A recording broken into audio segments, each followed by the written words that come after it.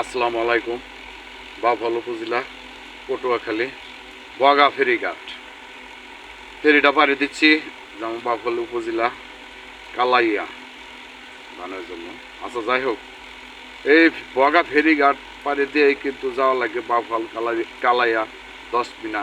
হ্যাঁ, ওদিকে রাস্তাটা কিন্তু এই একটা ফেরিঘাট, এই ফেরি দিয়ে যাওয়া লাগে। আবার ওদিকটা গলাচিপাও যাওয়া যায়। ভিডিওটা দেখেন হয়তো বুঝতে পারবেন।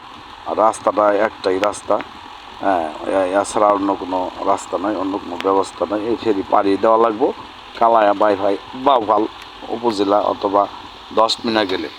এছাড়া আর অন্য কোনো বাইপাস রাস্তা নাই। সামনে অবশ্যই ইনশাল্লাহ ব্রিজ হয়ে যাবে। ব্রিজ হয়ে গেলে আর আমাদের এই কষ্টটা হবে না।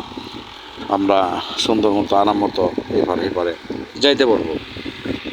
যাই হোক, দেখেন এই ধরনের ভিডিও আর হয়তো সামনে সুযোগ নাই করার। ব্রিজ হয়ে গেলে শেষ, আর সুযোগ থাকবে না। ভাইজান, ভিডিওগুলি খুবই সুন্দর। দৃশ্যটা দেখেন আমরা কীভাবে ফেরি থেকে এপার পারাপারি করি সেই বিষয়টা, আর ফেরি থেকে কীভাবে গাড়িগুলি উঠে সেই বিষয়টা একটু লক্ষ্য করেন, তাইলে বুঝতে পারবেন। ভিডিওটা খুবই সুন্দর, চমৎকার ভিডিও, দেখলে ভালো লাগবে ইনশাল্লাহ। ভাইজান, রাখলাম। আল্লাহ হাফেজ। সুস্থ থাকবেন, ভালো থাকবেন, আমার জন্য একটু দোয়া করবেন।